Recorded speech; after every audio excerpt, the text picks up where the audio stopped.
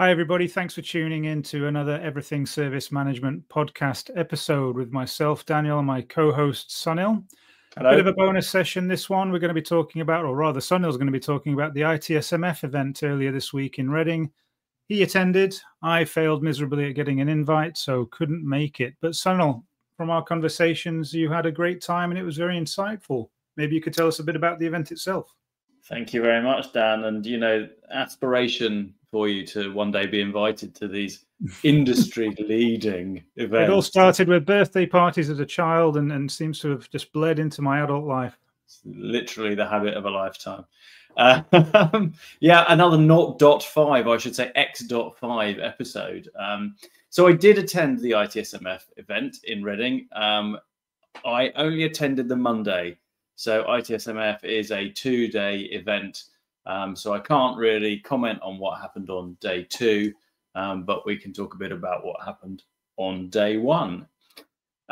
It's an interesting event, I think, because, it was fairly well attended. I'm going to hazard a guess at between 200 and 300 attendees, something like that.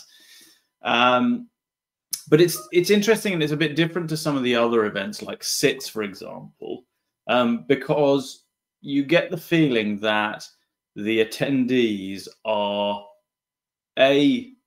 absolutely IT service management people, often members of ITSMF, or certainly will have paid a substantial amount of money actually for a ticket to attend. So they're quite serious about service management tooling, service management process and people, the capabilities that service management could unlock in their businesses. And that sort of comes across both in the agenda of talks and also a lot of the conversation, obviously, that happens there. It's a bit different to SITS, where SITS you sort of feel is a bit more about the vendors turning up to show the latest and the greatest that their product has to offer, and customers and others coming to window shop really to have a look. Whereas this ITSMF feels a bit more tangible, really, in terms of problems that people have and want to talk about. Right, and by extension, ways to go about how they could solve those. Yeah, because I think a number of the keynotes you mentioned were kind of focused on, we had this challenge, we undertook this process, and these were the outcomes we achieved, right? Yeah, absolutely. And I think, if I recall correctly, they said that maybe 50% of the talks were case studies. So exactly to what you've just said. And then the other 50% were, I think the phrase they used were experts, but I think it's, partners and vendors talking about, either, well, we'll talk about some of the things that I saw, but, features or capabilities that they can offer. So in contrast to SITS, then, it was more about kind of a practical application of things and some bit of an undercover look at how people can apply these in a real life setting versus, right, here's some nice shiny new things for you to look at, and we'd like you to buy our solution, please, Mr. Exactly. Attendee, right? Okay, or Mrs. Attendee even. Yes, okay, exactly. So how many of the keynotes did you sort of manage to or get involved and listen in on?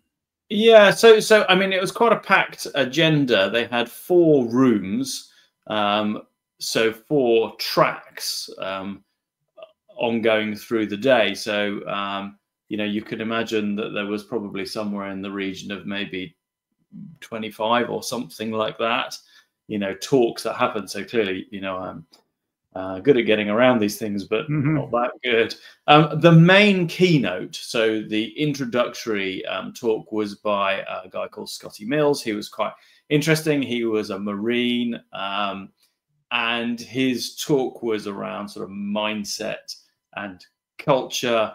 And he talked about being the first,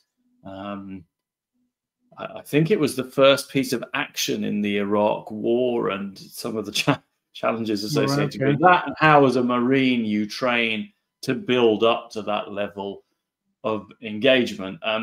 It was very interesting. There are obviously some elements that could translate into the almost as exciting world of IT service management But it set the tone. Yeah. It set the tone. Although, you know, the number of people who were sort of going, you know, I had some issues with change management last week. Scotty's got nothing on me. It's wrong.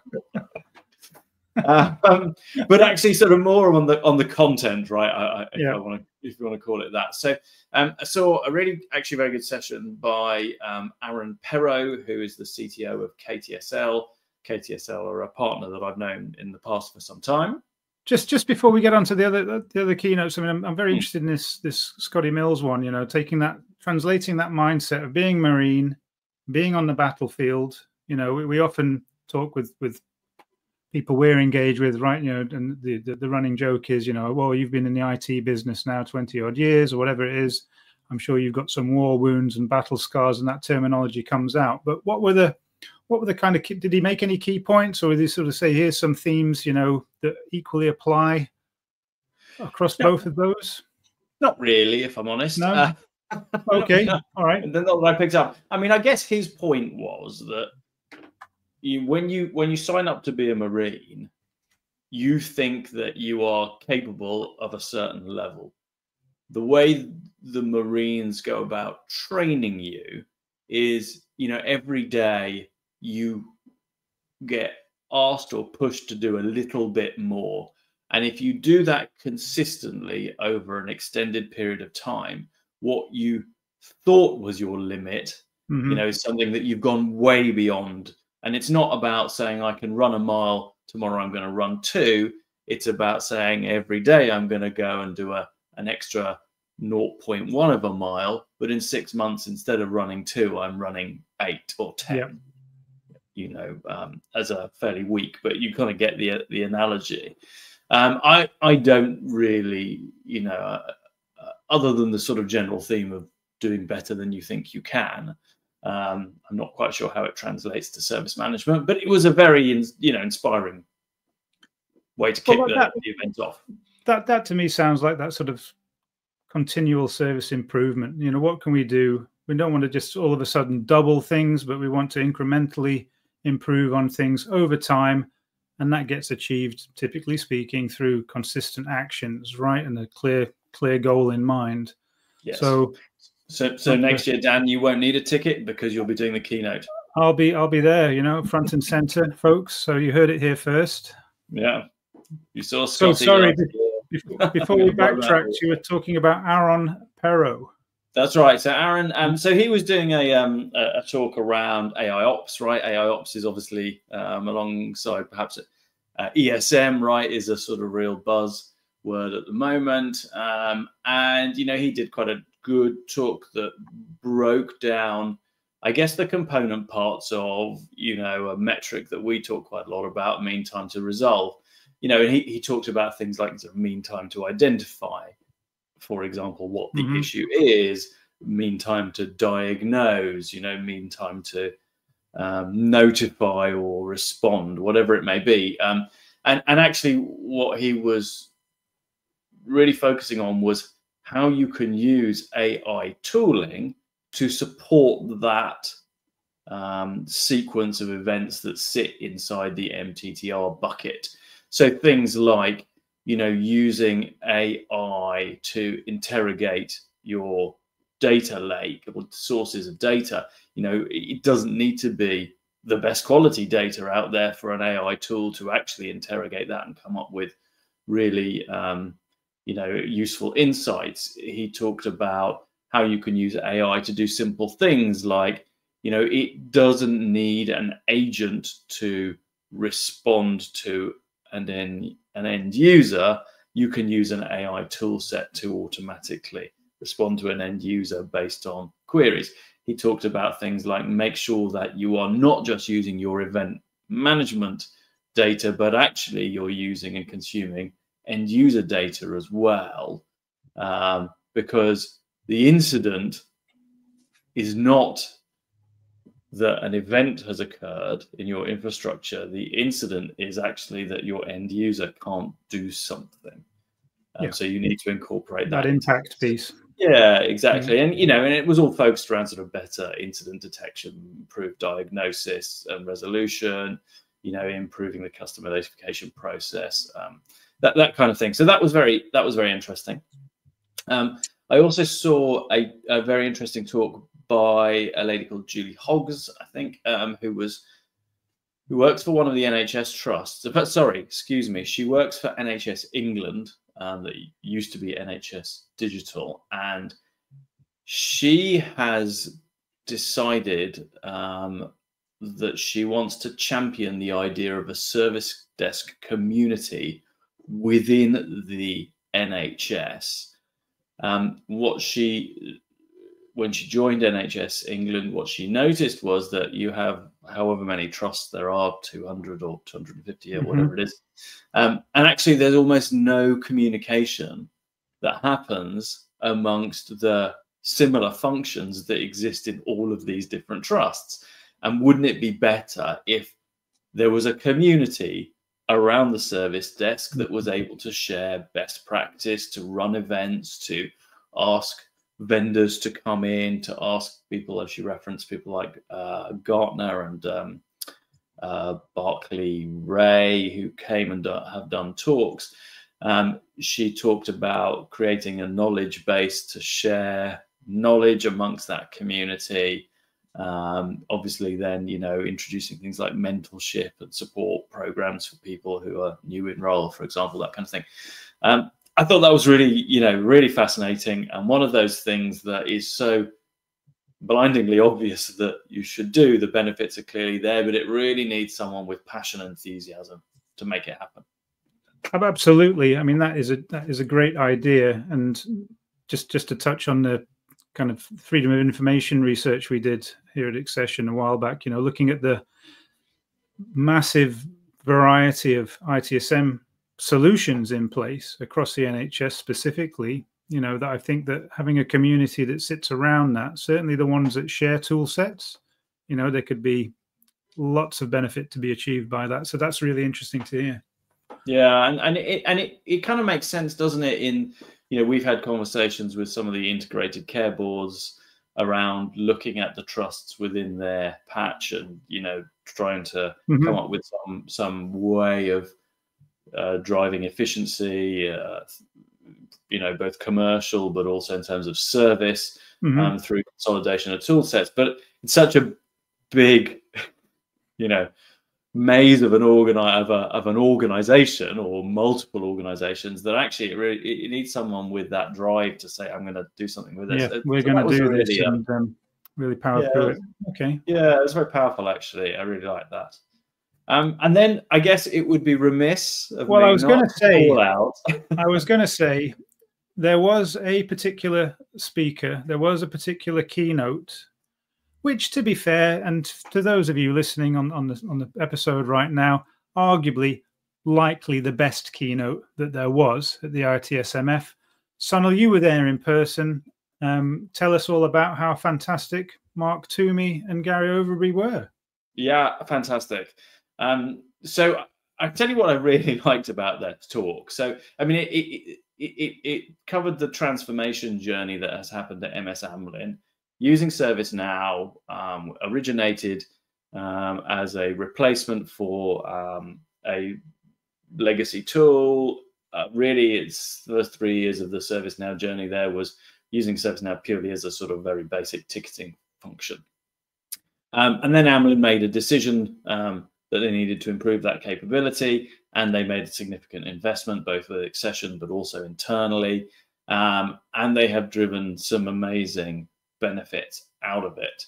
And what was really nice about that was that, you know, Gary was very much the voice of the customer. You know, here were the problems, and he was very open. You know, here were the technical challenges, here were the challenges around people in the organization, you know, that kind of thing. And he was very clear about where, as a customer, they wanted to get to. And then obviously you have Mark on the other side, who, you know, has this amazing ability to take operational outcomes and translate them into technical capabilities and requirements. And, you know, and he was the perfect foil, really. Gary said, we wanted to do, you know, X. We wanted to be able to leverage our CMDB to support various programs. Mark said, it was a very flat file originally, and we did blah, blah, blah, blah, blah, right, to end up with this very dynamic, CMDB that actually contributes massively to the business and the agility that Amlin have. So that was a really nice foil. What was interesting, though, Dan, was that in the same room, a couple of talks later, was a story by DLA Piper, who are a law firm.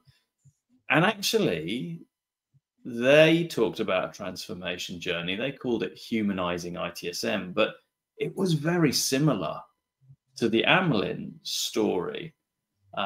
Certainly the objectives and the outcomes that they were looking for as an organization, very, very similar indeed. So, both Mark and I commented on, actually, well, maybe this is a theme amongst ServiceNow customers. And I think, right, we have seen that, haven't we? Right. And I think, if you went out to the ServiceNow community and said, how many of you want to go on a transformation journey like this? I think there would be a lot of positive response to that, wouldn't there? No, absolutely. Absolutely. And I mean, again, what you shared with me, some of the kind of key outcomes that were talked about during the keynote, might be useful just to touch on a couple of those purely for our listeners. But just on that, if anybody is out there, well, for those of you who are listening out there, if you'd like to find out more about that FIT program, the Fix, Improve, Transform program that we undertook with MS Amlin, please do reach out. We'll be happy to elaborate and maybe look at ways that we can do something similar with your organization. Absolutely. So yeah, benefits. I mean, what were they looking for? I mean,